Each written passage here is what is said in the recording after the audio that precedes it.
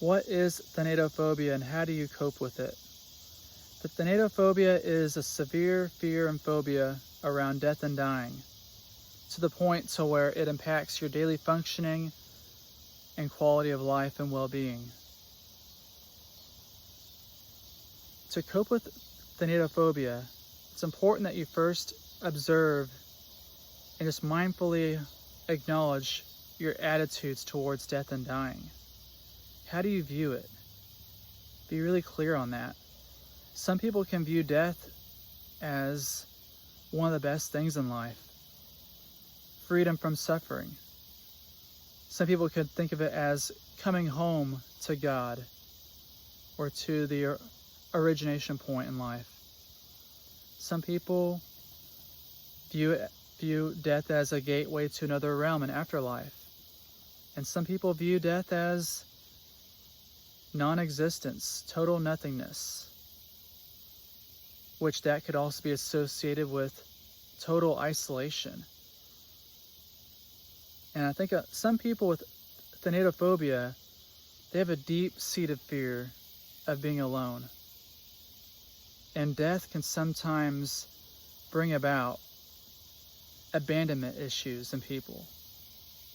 Sometimes people can even interpret people dying as abandoning them in some way. Because if you think about it, death is the permanent loss of any physical connection to that person ever again in your life. And that can be a really hard pill to swallow for some people. It can be very hard.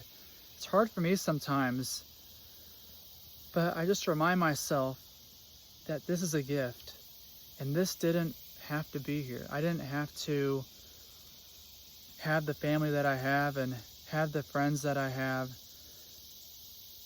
I remind myself that death is something that we all must do in our lives. And I also remind myself that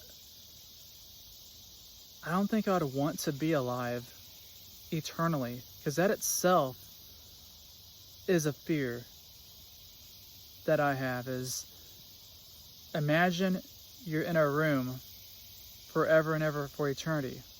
Just imagine that your room becomes the entire world, to the point to where you've done everything in your human form that you wanted to do. And the earth just becomes that one giant room that you become so familiar with that you're ready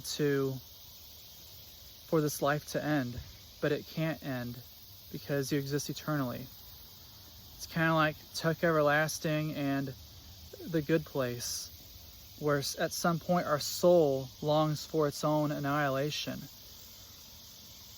or it lingers for its own connection back to the source, if you want to see it like that.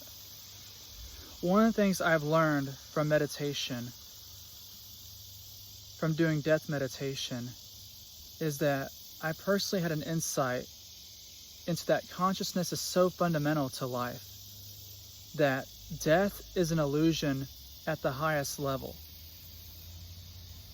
Your consciousness cannot die, but what does die is the human body.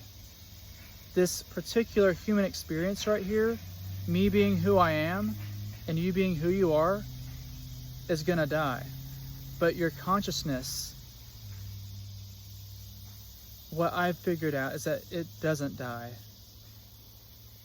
Our human form dies, and it's really hard to explain it, but just think of it like this, that your consciousness came from death. In a way, you were already in death, but yet you came to be. So why do we assume that process would stop altogether?